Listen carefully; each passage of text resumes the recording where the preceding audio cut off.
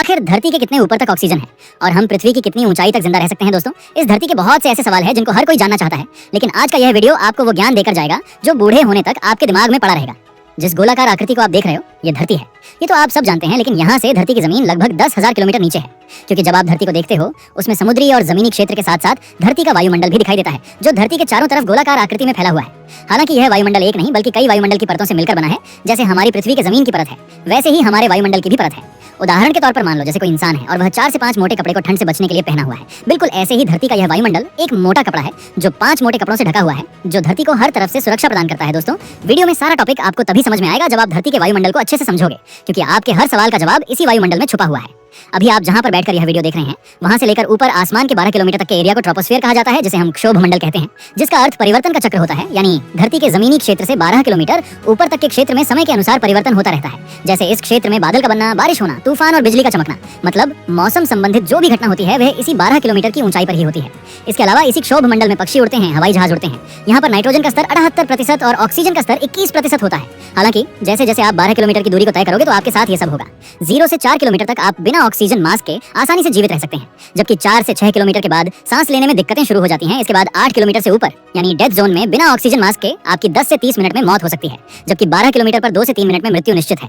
इसका सबसे बड़ा कारण है कि जैसे जैसे आप ऊपर जाओगे हवा का दबाव वैसे वैसे कम होता जाएगा, और जब हवा पतली हो जाएगी तो आपको बेहद कम ऑक्सीजन मिल पाएगा। अगर जमीन पर तापमान 15 डिग्री सेल्सियस है तो 12 किलोमीटर पर तापमान घटकर -56 डिग्री सेल्सियस तक हो जाता है, और तापमान गिरने की वजह से ऑक्सीजन मिलने में और कठिनाई होती है। 12 किलोमीटर से 50 किलोमीटर ऊपर जाने पर हमें स्ट्रेटोस्फीयर नामक परत मिलती है, जिसे हम समताप मंडल कहते हैं। इसी मंडल में ओजोन परत होती है और इसी परत की वजह से हम सूर्य से निकलने वाले रेडिएशन से बचते हैं। इस परत में ओजोन गैस भरी होती है। अगर ये परत न होती तो सूर्य हमें अत्यधिक गर्मी के साथ साथ त्वचा कैंसर, मोतियाबिंद या और भी घातक रोग को भेज देता।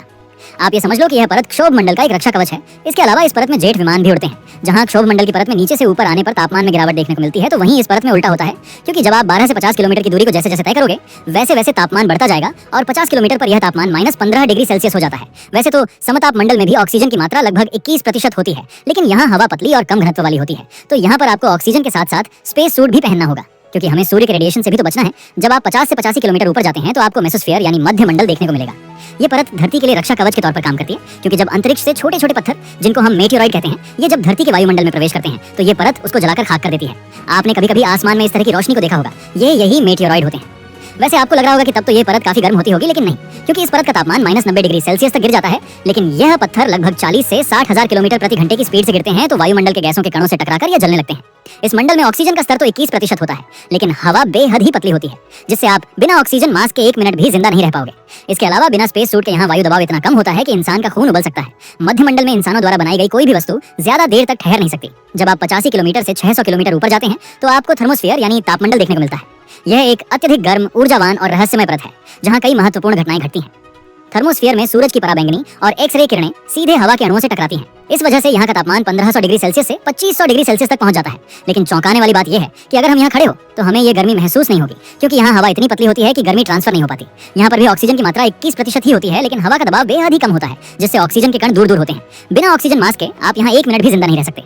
हाँ, स्पेस सूट पहनकर कुछ समय तक आप जिंदा रह सकते हैं, लेकिन तभी तक जब तक कोई सैटेलाइट और स्पेस स्टेशन आपसे ना टकराए। मुख्य रूप से धरती के 100 किलोमीटर से ऊपर जाने पर उसे अंतरिक्ष की शुरुआत कहा जाता है। हालांकि इतनी ऊंचाई पर आप तैरने जैसा अनुभव नहीं कर पाओगे, क्योंकि उसके लिए आपको कम से कम 350 से 400 किलोमीटर ऊपर जाना होगा। जैसे अमेरिका द्वारा निर्मित इंटरनेशनल स्पेस स्टेशन 400 किलोमीटर की ऊंचाई पर उड़ रहा है। हालांकि यहाँ पर भी पृथ्वी का गुरुत्वाकर्षण बल लगभग 90% तक होता है, जिसकी वजह से इंटरनेशनल स्पेस स्टेशन हर समय धरती की तरफ गिर रहा होता है। लेकिन इसकी स्पीड और धरती के गोल होने की वजह से यह कभी भी धरती की सतह तक नहीं पहुंच सकता। जब हम 600 किलोमीटर से 10,000 किलोमीटर तक ऊपर जाते हैं तो हमें धरती के वायुमंडल की सबसे आखिरी परत देखने को मिलती है, जिसे एक्सोस्फीयर यानी बाहरी मंडल के नाम से जाना जाता है। इस परत के जैसे जैसे आप ऊपर जाओगे आपको धरती की ग्रेविटी कमजोर होती दिखेगी। मतलब अंतरिक्ष और धरती के बीच की यह अकेली परत है जो बेहद पतली है। यहाँ पर ऑक्सीजन नाम मात्र का होता है और तापमान बेहद ज्यादा। इस परत में आपको इंसानों द्वारा छोड़ी गई बहुत सी सैटेलाइट देखने को मिलेगी, जिसमें जीपीएस सैटेलाइट्स, संचार सैटेलाइट्स, मौसम सैटेलाइट्स आदि शामिल होते हैं। यानी 10,000 किलोमीटर से जब आप ऊपर जाओगे तो धरती की कोई भी परत आपको दिखाई नहीं देगी, लेकिन धरती का गुरुत्वाकर्षण बल कई लाख किलोमीटर दूर तक फैला हुआ है। हालांकि दूरी के हिसाब से इसके गुरुत्वाकर्षण बल में कमी आती रहती है, लेकिन एक पॉइंट ऐसा भी आता है जहां पृथ्वी का गुरुत्वाकर्षण बल 0 हो जाता है, जिसे हिल स्फीयर कहते हैं, जो धरती से 15 लाख किलोमीटर दूर है, क्योंकि यहाँ से सूर्य की ग्रेविटी काम करने लगती है। वैसे वीडियो के स्टार्टिंग में मैंने एक सवाल किया था कि इंसान इस पॉइंट से नीचे क्यों नहीं गिरता, तो उसका सबसे बड़ा कारण ग्रेविटी ही है, जो धरती की सारी चीजों को बांध रखा है, जिसमें समुद्र, पहाड़, इंसान, जानवर और बहुत कुछ शामिल है।